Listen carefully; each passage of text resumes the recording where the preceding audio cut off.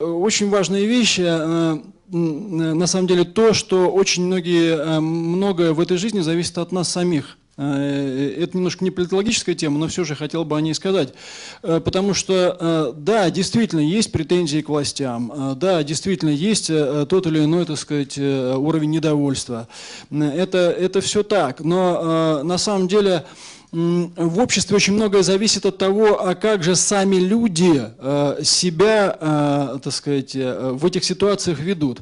Как они сами, с какой ответственностью или безответственностью относятся к развитию собственной страны, к тому, какая складывается жизнь. Ведь многие претензии наших людей к тому, что у нас не такое общество, у нас вот не так-то, так сказать, организовано отношение с властью, они, к сожалению, коренятся в способе жизни самих же этих людей. Потому что в значительной степени можно согласиться с Путиным, когда он в своей статье пишет, что никакого гражданского общества не будет без готовности самого этого общества меняться и становиться ответственным за собственную жизнь. Мне кажется, пробуждается потенциал требований. Уровень амбиций запредельный. Уровень требований к жизни огромный. Но вот способность работать, да, ради этого, способность ради этого проявлять собственную ответственность, мне кажется, остается достаточно низкой. То есть, да, люди поняли, как хорошо жить. И люди поняли, что они хотят жить хорошо. Но вот готовности у них самих соответствовать лично этому уровню, на мой взгляд, не хватает. То есть, проще говоря, а хотите ли вы работать, да, так сказать, день и ночь для того, чтобы хорошо жить? Не уверен, не всегда это так. А готовы ли вы учиться, да, так сказать, для того, чтобы, грубо говоря, добиться той картинки жизненной, тех перспектив, которые у вас есть в голове? Тоже не уверен. Очень часто распространена такая простая позиция. Пусть везде будет порядок и сухой закон, а в моем доме будет винный магазин. Скажем, среди молодежи это вообще, так сказать, абсолютно повальная вещь.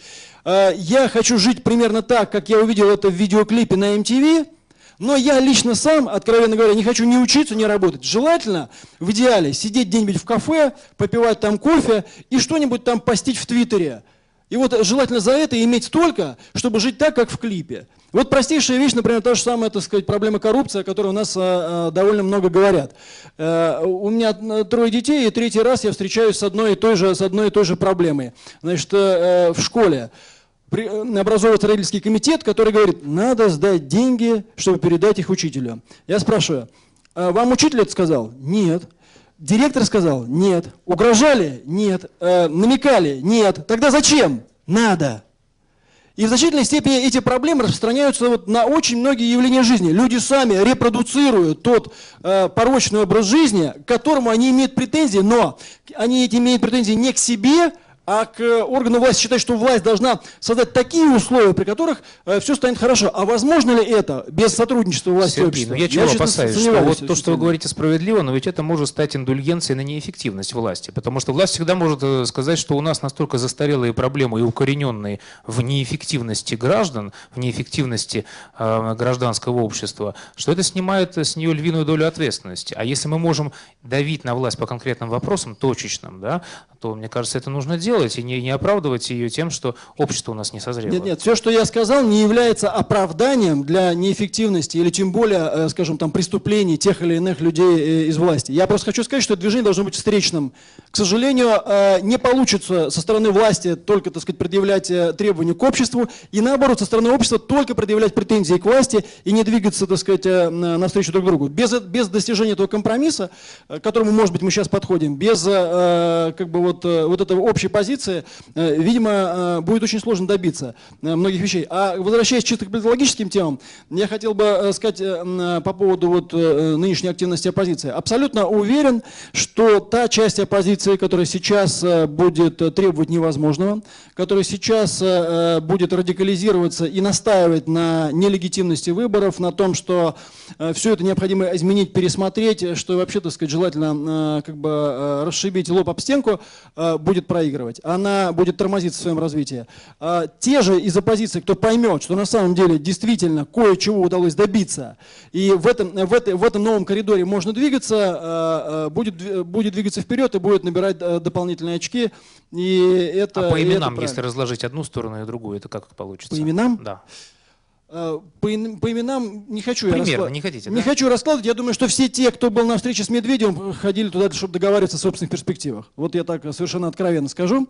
Что касается Зюганова, мне кажется, что то, что он делает сейчас, это, в общем, достаточно бесперспективная позиция. Я не думаю, что из этого выйдет что-нибудь действительно интересное. Скорее всего, он сейчас себе осложняет положение. Вот лично мое такое впечатление. И еще буквально пару слов насчет победы Путина и того, почему это произошло. Я уверен абсолютно, что и системная, и несистемная оппозиция сделали все для того, чтобы Путин победил в первом туре. Понимают они это или нет? А системная оппозиция уже говорилось, многие там действительно играли в поддавки. А что касается несистемной оппозиции, день и ночь несистемная оппозиция говорила только о Путине. Путин, Путин и Путин. 24 часа в сутки по всем имеющимся у нее каналам информация, несистемная оппозиция говорила только о Путине. Не о том, какое видение будущего есть у этой оппозиции, не о том, какая программа у нее есть на будущее, а только о Путине. Тем самым она раскручивала Путина. Понимает она это или нет? Я участвовал в огромном количестве избирательных кампаний, могу сказать, что это один из стандартных приемов. Заставь своих оппонентов говорить о себе, и они повысят тебе рейтинг, даже если они будут говорить о тебе только плохо. Говоря только о Путине, несистемная оппозиция сделала его фигуру номер один, подняла его, так сказать, вообще над этим процессом, в значительной степени поспособствовала этому, по крайней мере.